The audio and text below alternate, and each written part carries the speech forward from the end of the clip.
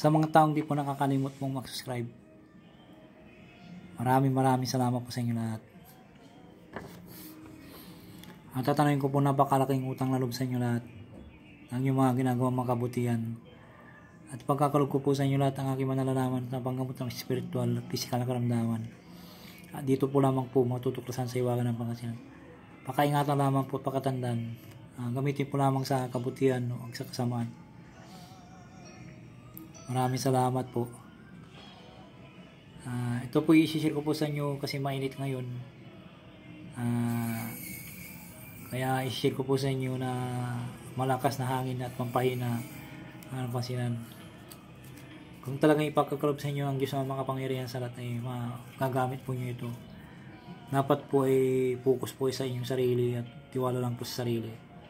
Kaya ko po ibabagi po sa inyo para malaman po ninyo na hindi po ako nagdadamot po dito, na ibabagi ko po sa inyo lahat ang aking mga nalalaman sa panggamot at sa mga pang-araw-araw na pangangailangan. Narito po ang orasyon ko. Malakas na hangin, pampahina. Yan po.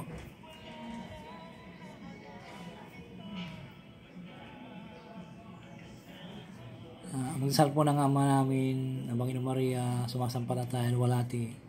Yan po. Para may puder po kayo, at mapaandar niyo po ito. Salo kung may puder na po kayo, maganda rin po yung may ginagamit na po kayong puder. Narito po ang mga salitang pampalakas ng hangin po. Eupio tortox macuric. Eupio tortox macuric. Eupio tortox macuric.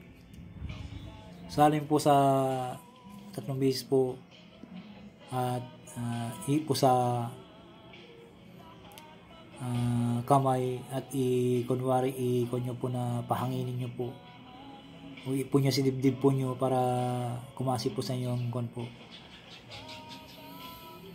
Yan po. At narito po naman po ang pagpahina ng hangin. Adli hi chia. Adli hi chia. Adli hi chia. Lumis po salin po lamang po sa isip at po sa dibdib ng 3 beses at po sa kamay at ikumpas na lumakas o ikumpas na humina ito. Yan po ang pagkun po ng orasyon po.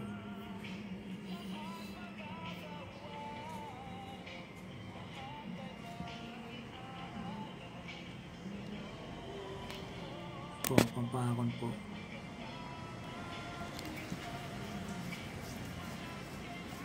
Sana po naintindihan nyo po aking paliwanag po. Shout out po sa inyo lahat. Maraming salamat po pagsuporta at pagpamamahal po ninyo. Kahit na unti-unti po yung nag-subscribe po, sa mga nakatutok lamang po dito ay pagkakalob sa inyong Diyos ang makapangyarihan sila na magkakaroon kayo ng malaking grasya sa inyong buhay at sisirtuhin po kayo sa inyong buhay. Maraming salamat po.